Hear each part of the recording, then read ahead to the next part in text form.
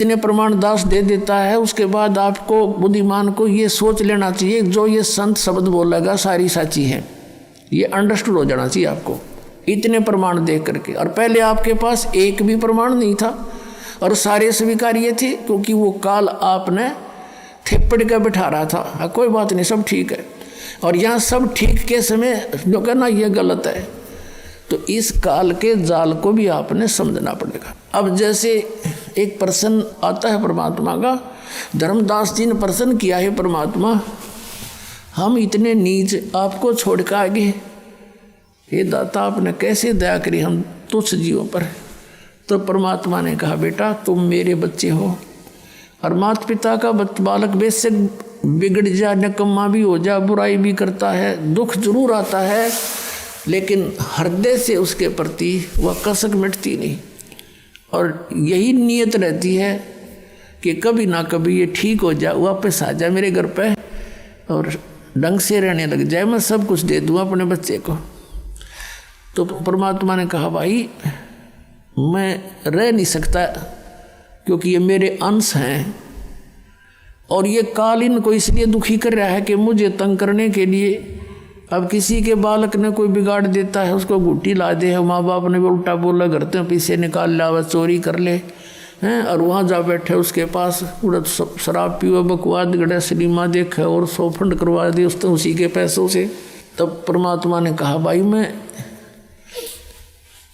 आपका दुख देख नहीं सकता, मेरे बस की बात नहीं रही अब, क्योंकि तुमने खुद पैर पर कुआड़ा मार लिया सब इच्छा से आगे।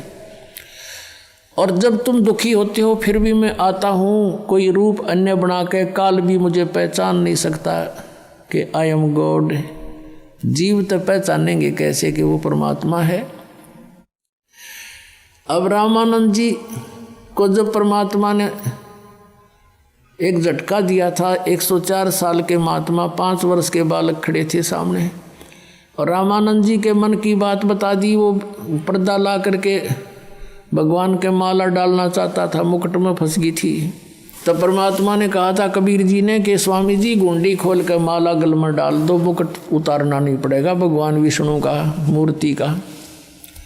तो उसी समय उसने पर्दा हटा दिया था। छुआछात बहुत करता था रामानंद, ब्राह्मण होने के नाते 600 वर्ष पहले छुआछात चरम सीमा पर थी।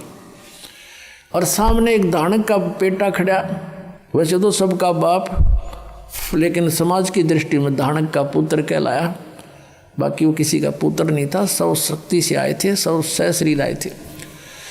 तो उस समय उसने, क्योंकि परमात्मा की चाहने वाली आत्माएं फिर नहीं देखा करती मजहब धर्म को, जाति और कर्म को, उसको भगवान चाहिए, सामने खड़ा उस बच्चे की जाके, एक धानक के बच्चे को ब्राह्मण ने ऐसे सीने से लगा दिया भगवान समझ के। और जब रामानंद जी ने ऐसे किया, मालिक के शरीर को रुई जैसा शरीर परमात्मा का, क्योंकि उनका शरीर ऐसनाविरम अकायम है, हाड चाम का पुतला नहीं, हमारे जैसा नहीं है। तब रामानंद जी ने कहा था, मन की पूजा तुम लखी और मुकुट माल परवेश, और गरीब दास गति कौन लखे, तेरा कौन वर्ण कौन भेख। अब कहते हैं आपको क्यों कैसे पहचाने दुनिया परमात्मा, आप सचमुच परमात्मा हो। आप किस वर्ण में, यानी शूद्र वर्ण में आगे जुलाहा जाति में, और किस वेशभूषा में खड़े, 5 वर्ष के बालक टोपी पहरे और धोती बांधे, छोटे छोटे बच्चे धोती बांधने लग जाते थे छोटी सी। और तुम्हें कैसे पहचाने हम, तो आप परमात्मा हो, आप किस रूप में खड़े। तो परमात्मा कहते तुम कैसे पहचानोगे, काल नहीं पहचान सकता मुझे, वो ऐसे ढंग से रहते हैं। तभी तो नानक साहब ने कहा था, ए ठगवाड़ा ठगी देश खरा सियाणा बोता वार, ये दानक रूप रहा करता, लोगों दानक रूप रहा करता। तो उसमें कहते हैं परमात्मा, जब ये मेरी आत्मा तपस्या पर तंग पा रही थी, भटक रही थी, चटक पटक हो रहा था, इनको खील की तरह भून रहा था ये काल, उस समय वहाँ पर ये यहाँ के गुरु भी उसके ऊपर पिट रहे थे, जलाए जा रहे थे। यहाँ के देवता जो शरीर छोड़ के वो भी वहाँ पर भूनने जा रहे थे। अन्य प्राणी भी, गुरु भी, शिष्य भी वहीं पिट रहे थे, भून रहे थे। तब मैं वहाँ पहुँचा, मेरे जाते उनकी तपस्या पर जहाँ भून कर ये काल खाता है, वो एक बहुत बड़ा तवी होती है ना, तवी बहुत बड़ी ऐसी इस टाइप की पत्थर की शिला, वो अपने आप गर्म रहती है, उसके ऊपर ये डाल देता है उसको, और वहाँ चटक मटक होते हैं जीव 1 लाख प्रतिदिन मानव शरीरधारी प्राणियों को वहाँ फूंकता है। अपना आत्मा जैसे ये कवर है, ये तो यहाँ रह जाता है। जैसे बादाम होता है, बादाम का ऊपर का छिलका यूजलेस होता है, लेकिन उस छिलके बिना अंदर की गिरी नहीं बनती।